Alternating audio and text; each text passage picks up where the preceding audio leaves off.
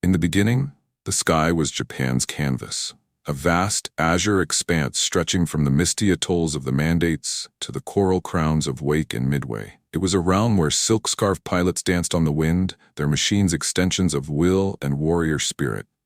This was no mere theater of war. It was poetry in motion, etched in contrails and cannon fire. And in 1941, as the world reeled from the thunderclap of Pearl Harbor, Japan didn't just claim the Pacific skies, it owned them. Utterly, unquestionably, with a grace that bordered on the divine. Picture it, the Mitsubishi A6M0, that slender bird of prey with wings like folded origami cranes. Lightweight, agile, a whisper of aluminum and fabric that could outturn anything the West dared to throw at it. Its 20mm cannons spat death with the precision of a haiku, short, lethal, unforgettable. Pilots like Saburō Sakai, a farm boy's son from rural Saga, embodied the machine's mythos. Sakai, with his wire-rimmed glasses and unyielding gaze, wasn't born to fly. He was forged for it. In the pre-war years, when Japan's naval aviation schools hummed with the chant of Bushido, Sakai logged hours that would break lesser men. He flew through typhoons that shredded lesser wings, practiced dogfights until his hands bled from the stick. By 1941, he was untouchable. A ghost in the clouds, racking up kills like beads on a rosary. The attack on Pearl Harbor was their symphony's opening crescendo. At 7:55 a.m., 183 aircraft, Vols, Kates, Zeros, descended like a storm of cherry blossoms in reverse, pink-tinged by the rising sun. They crippled 8 battleships, sank or damaged 18 vessels, and left 2,403 American souls adrift in oil-slicked waters. The world gasped. Headlines screamed, "Japan's eagles rule the skies." From Tokyo to Tokyo Bay, the empire swelled with pride. Emperor Hirohito's subjects bowed deeper, say cups raised to aviators who returned as gods. The Zero wasn't just a fighter, it was a talisman. Propaganda reels showed it twisting through mock dogfights, evading bullets as if the air itself parted for Japanese steel. But supremacy, like a perfect dive from a cliff, carries the seeds of its own unraveling. Japan's rise wasn't born in isolation. It was a fragile bloom in the garden of empire, watered by audacity and starved by geography. The islands of Japan, a chain of volcanoes and whispers, lacked the iron ore, the oil, the rubber to sustain endless war. So they struck first, fast, and far. Wake Island fell in 4 days, its wildcat defenders clawing at Zeros that danced just out of reach. The Philippines crumbled under waves of G4M Betty bombers, their crews chanting TI as they leveled Clark Field.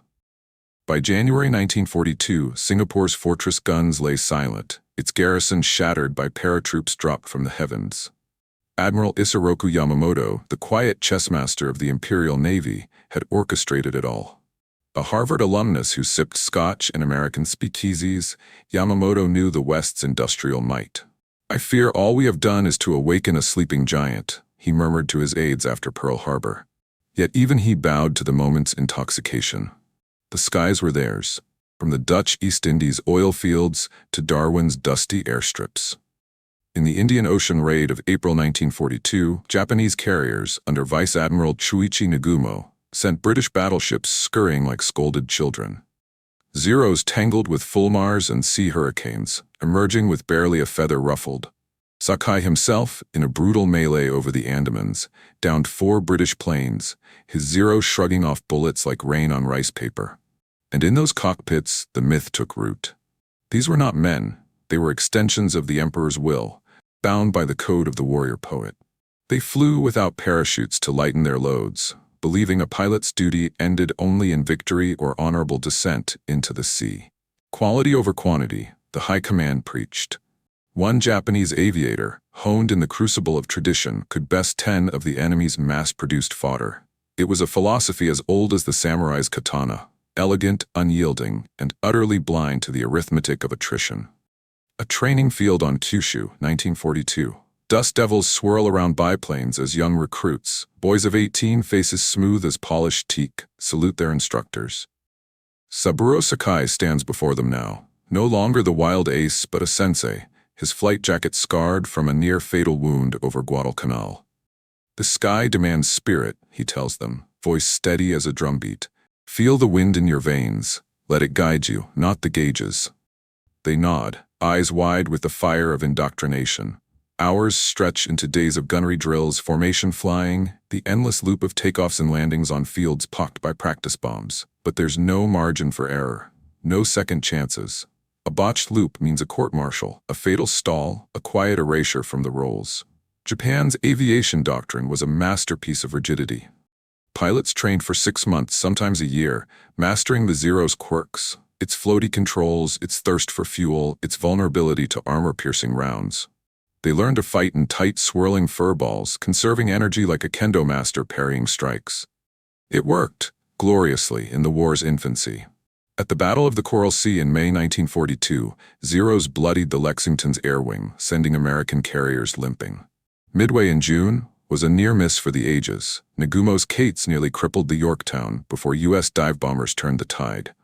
But even in defeat, the myth endured. Japan had sunk a carrier, damaged others. The skies still whispered their name. Yet beneath the contrails, cracks spiderwebbed. The Zero, for all its grace, was a glass sword. No self-sealing tanks meant a single hit could turn it into a fireball. No armor for the pilot, because weight killed maneuverability, and maneuverability was God. Factories in Nagoya churned out 10,000 Zeros by war's end, but each required rare alloys, skilled welders, hand-fitted engines. Japan bet on the artisan's touch, not the assembly line's roar. Pilots, too, were irreplaceable treasures.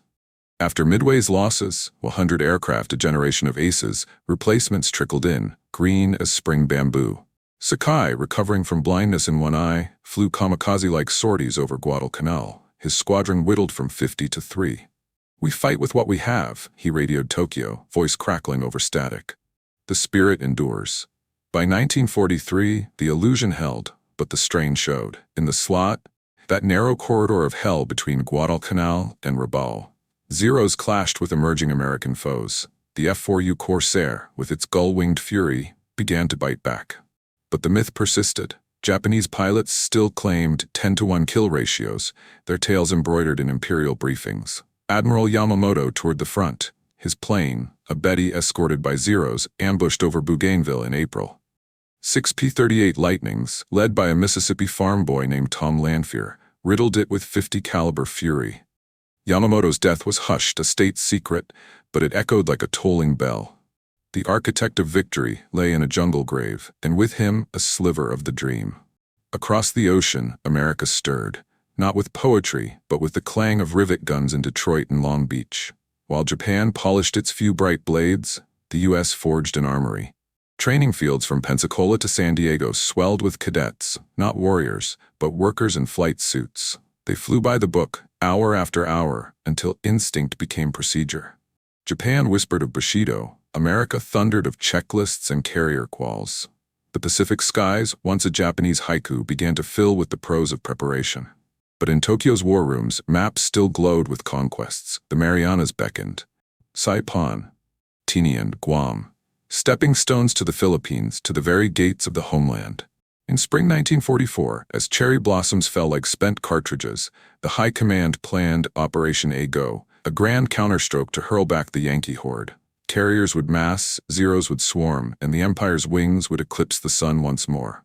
Saburō Sakai, now a trainer in Formosa, watched his latest class take wing. Boys with calloused hands from farm plows, not flight sticks. 3 months of instruction tops, dogfights skipped for basics, navigation a hurried cram. "You are the heirs of the Zero," he told them, throat tight. "Fly as if the Emperor watches." They saluted, engines coughing to life. In their eyes, the fire still burned. The myth was alive.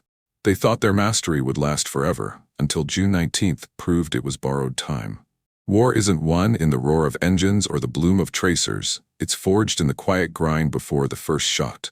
While Japan's aces nursed their legends on sake and scrolls, America built an empire of the ordinary. Not with the flash of a katana, but the relentless tick of a Ford assembly line. By 1943, as the Pacific's tide turned from crimson to inexorable blue, 2 nations stared into the same abyss. One clung to the poetry of the past, the other scripted the prose of the possible. And in those divergent paths, flight schools versus factories, the seeds of June 19, 1944 were sown. Not in malice, but in the hard calculus of survival. Begin with Japan, where the sky was still a shrine. The Imperial Japanese Navy's aviation arm, the pride of Yokosuka and Tateyama, had trained a cadre unmatched in finesse. Pre-war, it took 2 years to birth an ace. 500 flight hours minimum, dogfights against silk kite dummies, nights spent memorizing star charts by lantern light. Saburō Sakai, that indomitable survivor, remembered it as a rite. In the dojos of the air, instructors weren't teachers. They were ghosts of ancestors demanding harmony between man and machine. "The zero sings when you listen," Sakai would say, his scarred hands gesturing like a conductor. But harmony demands time, and time was the Empire's first casualty. By 1943, the math turned merciless. Guadalcanal had bled them dry. 600 planes lost, pilots fished from the slot like driftwood. Rabaul, that fortress of coral and concrete, became a graveyard for zeros, shredded by Corsairs and P-38s in the endless brawl over the Bismarck Sea. Replacements? A trickle. Training slashed to 6 months, then 3. Boys, because they were boys now, conscripted from fishing villages and textile mills, arrived at air stations like Tainan or Kisarazu with dreams bigger than their wingspans. "You will fly as the gods did," their commanders promised, voices echoing off hangar walls slick with monsoon damp. Spirit over steel, 1-0, 1 soul. But spirit starves on shortcuts. Imagine a classroom in Formosa, humid air thick with the tang of unwashed uniforms and ink. An instructor, perhaps a faded ace like Lieutenant Hiroshi Tanaka, 12 kills over Singapore, now grounded by a shrapnel kiss to the knee, sketches formation tactics on a blackboard scarred by erasers. V formation for attack, he draws, lines precise as brushstrokes. Turn as one, strike as lightning. The cadets nod, pencils flying, but their eyes betray the hollow. Flight time? 20 hours, if lucky. No carrier quals, those decks of fury reserved for the elite. Gunnery? Live fire skipped for simulations with wooden guns. Navigation? A week's cram on sextants and sun shadows, then thrust into cockpits where the zeros' dials mocked their inexperience. Sakai saw it unraveling. Stationed at a makeshift field near Manila, he took a squadron of 20 fledglings aloft for their first group hop. The lead zero wobbled on takeoff, clipping a palm. 2 more stalled on climb-out, engines coughing like consumptives. "Baka Yaro." Sakai snarled over the radio, frustration cracking his calm. "Fools, feel the air, it breathes with you." They pressed on, a ragged V against the typhoon-scoured horizon, but the lesson lingered like fuel exhaust. Tradition, untempered, breeds tragedy. Japan produced 1,500 pilots in 1943, fine work, each a potential poet of the clouds. But America? They churned out 50,000. Quantity wasn't vulgar, it was the new gospel. Cut across the dateline, America, where the war machine hummed like a hive on steroids. Forget the lone eagle. This was aviation as industry, a symphony of schedules and stamps. The U.S. Navy's training pipeline, born in the panic of Pearl Harbor, stretched from coast to coast like a steel vein. NAS Pensacola, the cradle, weeded out the unfit with brutal efficiency. Washout rate 50%, but survivors emerged standardized, interchangeable. Then the conveyor, primary and steermans, those yellow birds that bucked like unbroken mustangs. Basic in SNJs, yellow-bellied Texan trainers that taught loops and rolls until muscle memory overrode fear. By 1943, the system was a marvel of mundanity. Cadets, ensigns like Alexander Vraciu, a wiry kid from East Chicago, Indiana, with a mechanic's hands and a boxer's jaw, arrived at pre-flight schools in Iowa or Oklahoma, bunked forward to a room smelling of shoe polish and spam. Classes from dawn, aerodynamics via slide rules, meteorology with chalkboard clouds, navigation plotting courses on Pacific charts that grew redder by the month. Gentlemen, drawled a grizzled instructor, ex-Marine with a Carolina twang, flying ain't art, it's engineering with wings. Check your gauges, or the ocean checks them for you. Vraciu thrived in the grind. A student once of Lieutenant Commander Butch O'Hare, that Medal of Honor ghost who downed 5 Bettys in a single Milwaukee night, Alex absorbed the method like gospel. At NAS Jacksonville, he logged 200 hours in the Hellcat prototype, that brute of a fighter with its 2,000 horsepower Pratt & Whitney bellowing like a harvest thresher. No poetry here, just checklists. Pre-flight walk-around, tires, oil, props, engine start, mixture rich, throttle cracked, takeoff, full power, 100 knots rotate. Dogfights, drilled in pairs, then fours, then squadrons. Energy fighting, boom and zoom, the Grumman way. Climb high, dive fast, O'Hare's echo urged. Don't turn fight a zero, make it chase your shadow. And the numbers. God, the numbers. Willow Run near Detroit spat out B-24s like sausages. Grumman's Bethpage plant birthed Hellcats at 150 a month, each riveted by women in overalls tested by pilots who'd fly the line tomorrow. Fuel? From Texas gushers shipped in convoys that laughed at U-boats. Parts? Standardized, interchangeable. A wing from San Diego fit a fuselage from Seattle. Japan hand-built its birds. America stamped them like Liberty ships. By mid-1943, Task Force 58 under Vice Admiral Marc Mitscher was a floating forge. 15 carriers, 956 aircraft, crews rotated like assembly shifts. Mitscher, that terrier-faced tactician with a corncob pipe and a gambler's squint, didn't command heroes. He commanded processes. In the wardrooms of the Essex-class giants, Yorktown, Enterprise, Hornet, briefings unfolded like blueprints. Vector 270, Angels 10, bogies at 80 miles. A radar officer would intone, scopes glowing green. Pilots nodded, helmets under arms, sipping coffee black as bunker oil. No Bushido oaths, just the hum of teletype and the salt sting of readiness. Vraciu VF-16's rising star would linger after, poring over killboards, not for glory but metrics. 6 minutes per sortie, optimized throttle. Formation drift, tighten echelon. Contrast deepened in the shadows. While American fields echoed with the chatter of 50 cals on toe sleeves, pilots scoring 70% hits after 50 runs, Japanese ranges fell silent for want of ammo. Zero upgrades? The A6M5 added armor, but at the cost of speed, turning grace to lumber. Pilots like those under Admiral Saburō Sakai, plotting AGO from Trucks Lagoon, trained on simulators carved from bamboo, dreaming of the old dominance. Ozawa, a bridge-burning veteran of late A's ghosts-to-be, pored over maps with his staff, sake cups steaming. Our wings will blanket the Marianas, he declared, eyes fixed on the horizon. The Americans fight with machines, we with men. Noble words, but the wind carried doubt, whispers of green replacements, carriers low on avgas. Across the oceans, Spruance, Raymond, the quiet colossus of the Fifth Fleet, reviewed logistics manifests and Pearl's dim-lit ops. No flair. Just facts. 28,000 tons of bombs, 1.5 million gallons of fuel, pilots with 300 hours apiece. We don't seek the spectacular, he told Mitscher over a coded line, voice like gravel in a tumbler. We seek the sure. Caution wasn't cowardice. It was the arithmetic of eternity. By spring 1944, the Divergence was a chasm. Japan launched 4,300 sorties over Bougainville. America logged 20,000 training hops in a month. Sakai, watching his pupils fumble landings, one cartwheeling into the surf, foam churning red, felt the myth curdle. These boys, heirs to the Zero's throne, flew with borrowed fire.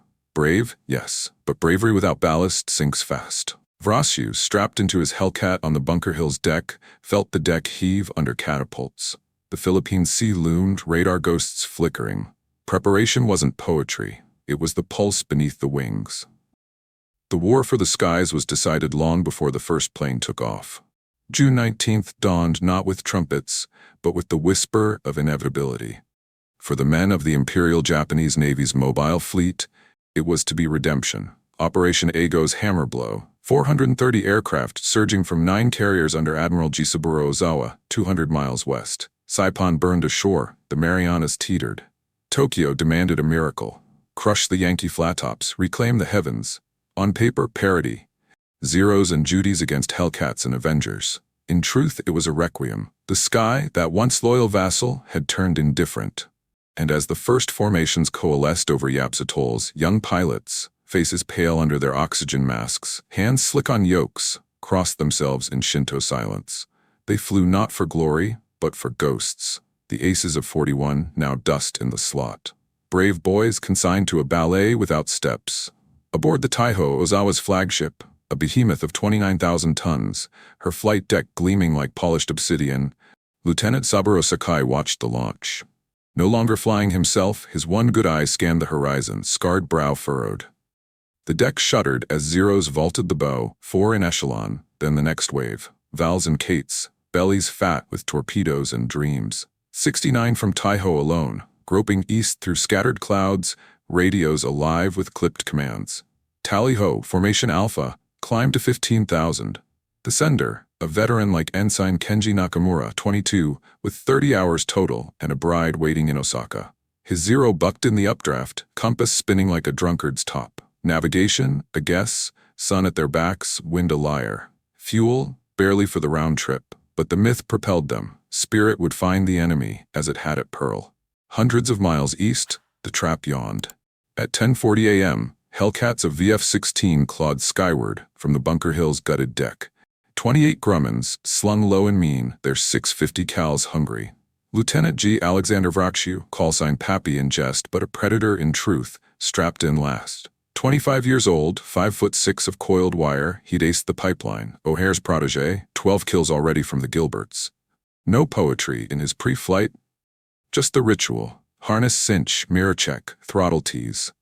Clear for launch, the shooter barked. The catapult slammed him forward at 70 knots, wind blast whipping his goggles. Up into the blue, a wingman on each side, the ocean shrinking to a wrinkle below. Vraciu didn't pray. He plotted. Altitude 18,000, vector 265, eyes on the RDF needle twitching like a diviner's rod. Radar, America's unseen sword, had painted the raid at 150 miles, then vectored the combat air patrol like shepherds to flock. Mitscher's machine whirred. Scouts from the Cabot spotted the first wave at 10:50. 80 Judies and Zeros milling like confused starlings. Bogies 40 miles low, the call crackled. Hellcats swarmed. 208 launched in the hour, a wall of right cyclones bellowing defiance. No wild charges, intercepts scripted by the book. Lead elements from the Hornet and Yorktown sliced in from the north, throttles firewall diving from the sun's anvil. The first clash erupted at 11:05, 200 miles west of the fleet, a furball that turned the sky to confetti. Ensign Nakamura's formation, ragged from stragglers ditching on fumes, never saw them. Hellcats pounced from 10,000 feet, engines a descending whale that froze blood. Lieutenant Richard Cromlin, VF-50's skipper, led the charge. 6 F-6Fs in a shallow lug, 50s stitching the lead Judy. Break left, bandits 6 o'clock, Nakamura yelled, yanking his Zero into a frantic turn. But his wingman, a 19-year-old from Hokkaido, 15 hours in type, stalled, nose high, then plummeted, canopy jettisoned in vain. The Hellcat that claimed him, piloted by a kid from Ohio named Bill Brooks, didn't gloat. One burst, 6 seconds, tracers marching up the fuselage, the Zero erupting in a puff of orange and black smoke. Brooks climbed away, scanning for the next, heart pounding not with triumph but the dull thud of routine. It wasn't a dogfight, it was disassembly. Japanese formations, drilled for tight turns, not open-sea intercepts, bunched like baitfish. Zeros rolled into evasives, but without height or speed, they bled energy, becoming clay for boom and run. Vals dove for the deck, only to meet Hellcats waiting like wolves at the fold.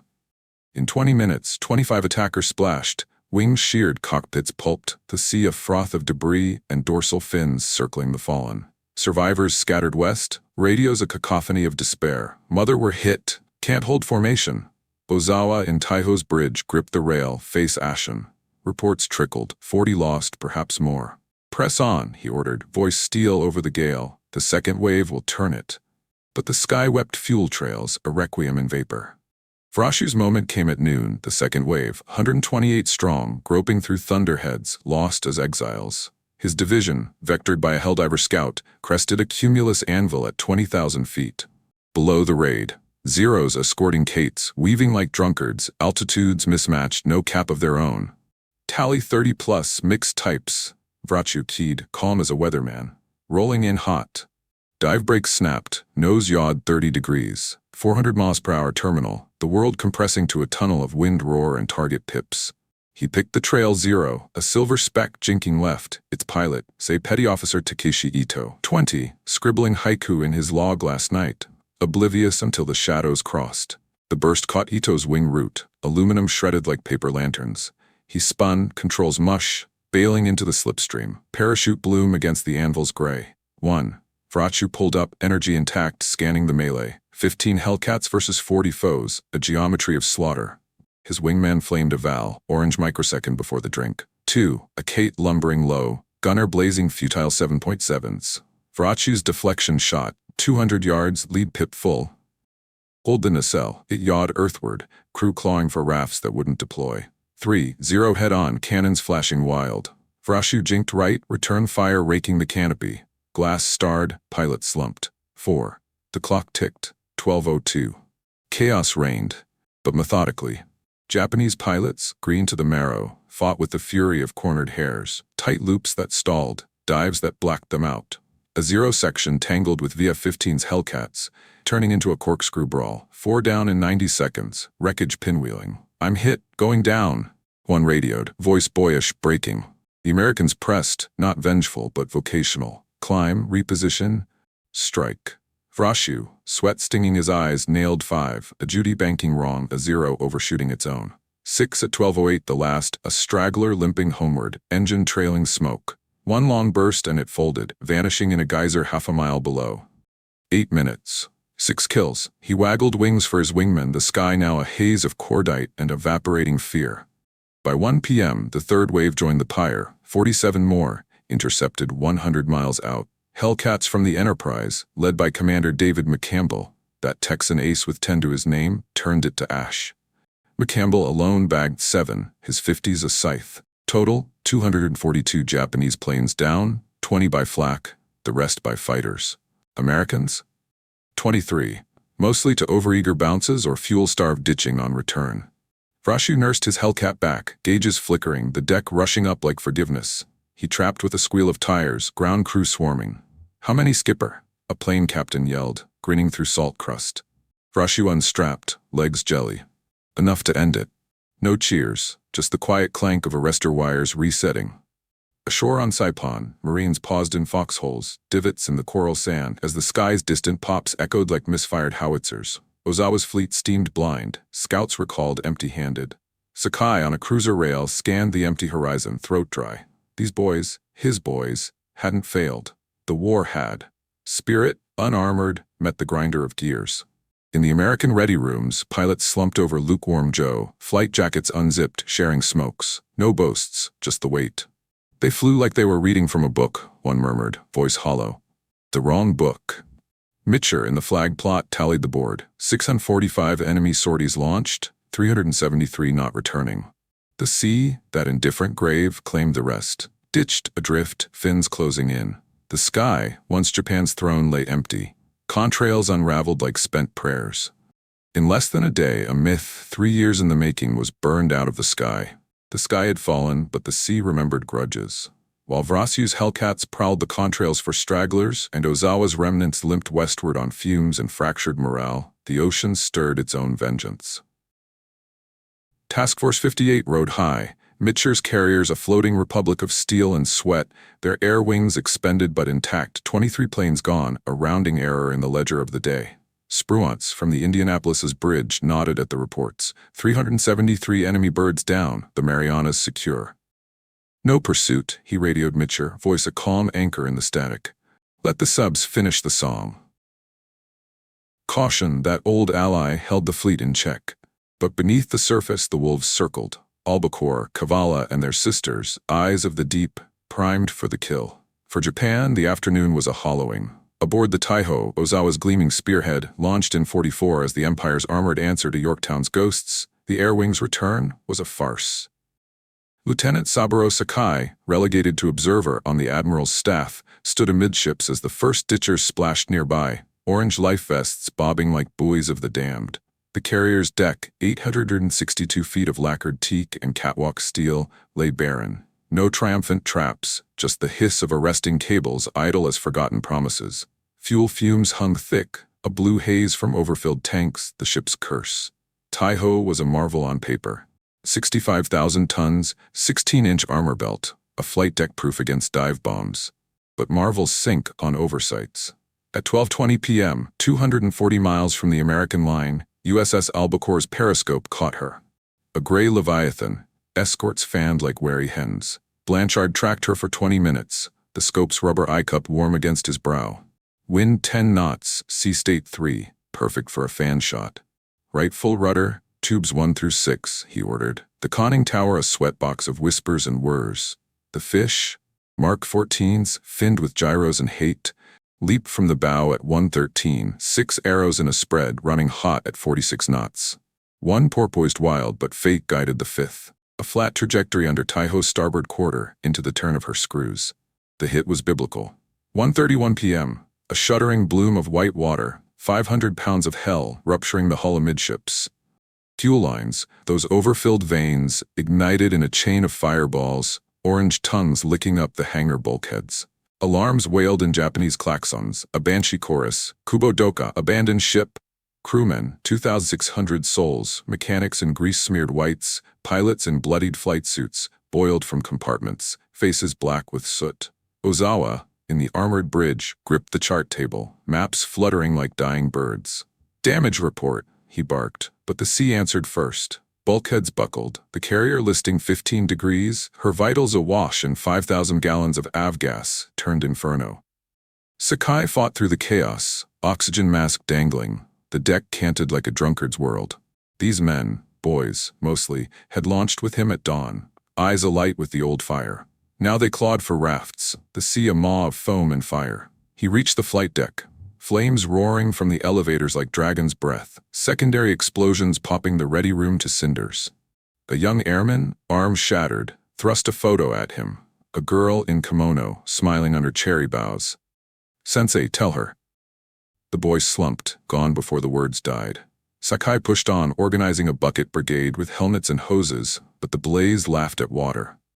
By 2:15, the list hit 25 degrees. Orders came to scuttle, demo charges in the magazines, to deny the hulk to Yankee salvage. But Taihō fought her fate with Japanese stubbornness. Pumps chugged, counterflooding the port side, the carrier wallowing like a wounded beast. Ozawa transferred flag to the cruiser Nokazi at 3:30. His face a mask of volcanic calm, but his eyes, Sakai saw it, held the Empire's fracture. "We press the attack tomorrow," Ozawa told his captains over shortwave, voice iron over the crackle. "The sky is ours yet," lies, whispered to the wind. Below in the bowels, stokers shoveled coal into furnaces that mocked the flood. Their songs, old Navy ditties of glory, drowned in the slosh. At 4:10, a final convulsion. The forward magazine cooked off, a pillar of fire and debris clawing 1,000 feet skyward. Taihō heeled hard, bow dipping, stern rising like a plea. She slid under at 4:28, a groan of tortured steel echoing across the fleet. 1,000 perished in the maelstrom, trapped in the inferno, sucked down with the wreck. The sea closed over her, bubbles rising like final breaths, oil sheening the waves for miles. Word rippled west. Taihō gone. Ozawa's fleet, now 7 carriers, shadows of their dawn's strength, tightened formation, Zuikaku and Chiyoda weaving through the survivors' debris. But the wolves weren't sated. 80 miles south, USS Kavala, under Lieutenant Herman J. Kostler, a Texan with a gambler's grin and a hunter's eye, stalked her prey. Shōkaku, the veteran gray ghost, survivor of Coral Sea in Santa Cruz, her decks etched with the scars of 1,000 sorties.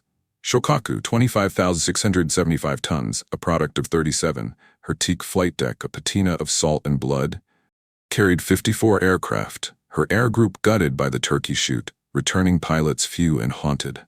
Kostler spotted her at 2:15 p.m., the sub's snort mast kissing the surface for a fix. Shōkaku steamed at 20 knots, destroyer screen loose from the afternoon's fog of war. "She's fat and happy," Kostler murmured, plotting the geometry. Range 3,000 yards, solution green. Tubes 135, 3 fish away at 2:36, wakes silver arrows in the blue. The lead struck true, portside amidships, a thunderclap that buckled plates and snapped the spine. Shōkaku lurched, smoke belching from the hangar vents, where a spark met the dregs of avgas.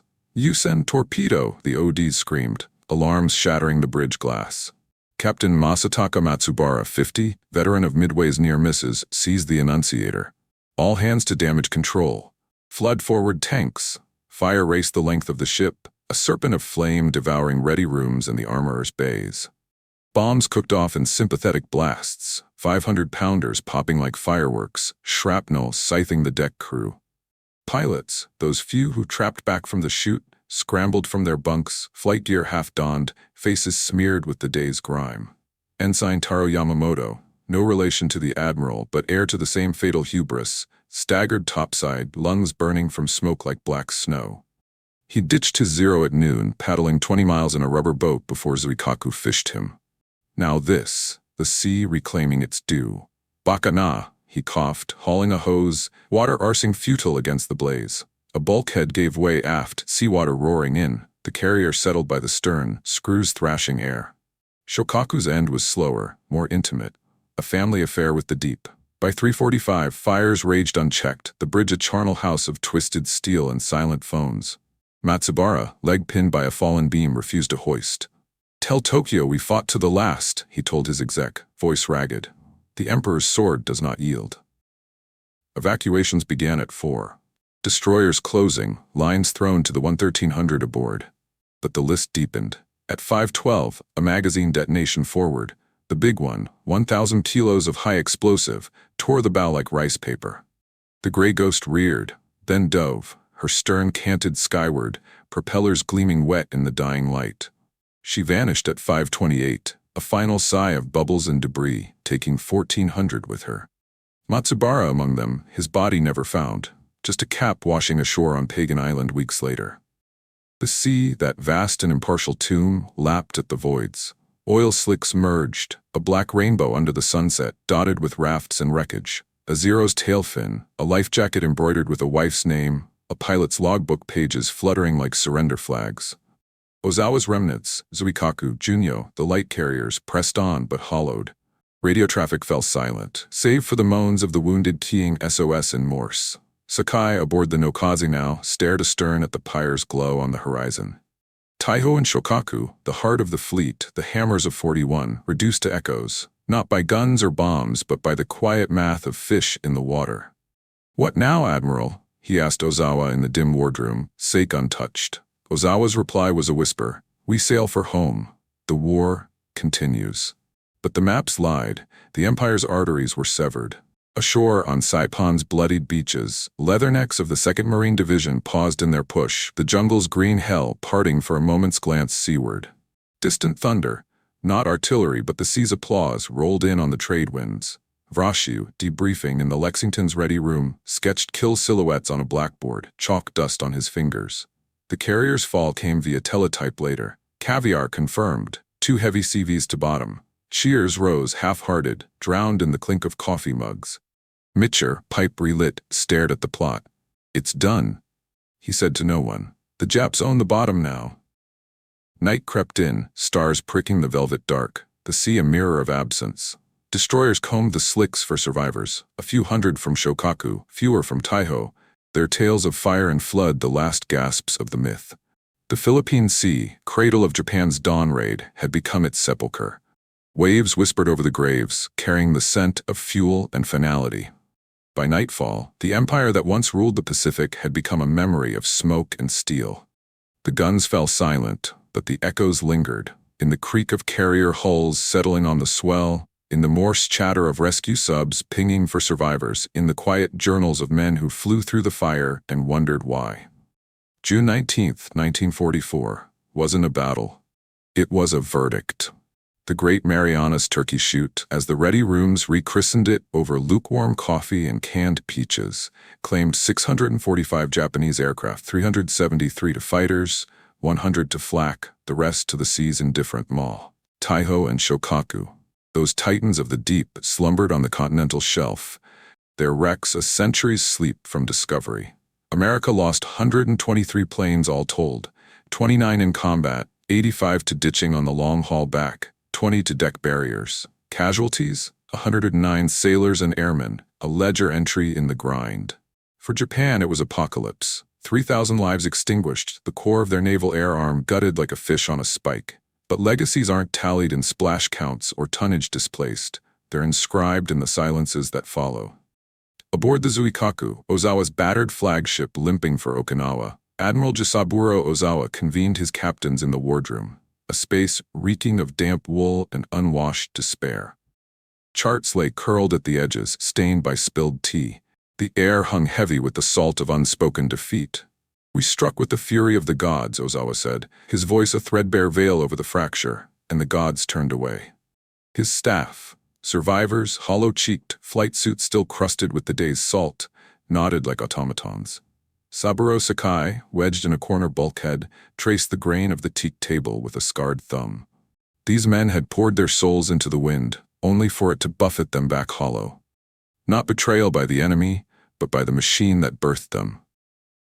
A system that prized the perfect strike over the sustainable war. Japan's pilots, those brave wraiths of the Zero, fought as their fathers had taught, with the poetry of desperation turning each sortie into a haiku of defiance.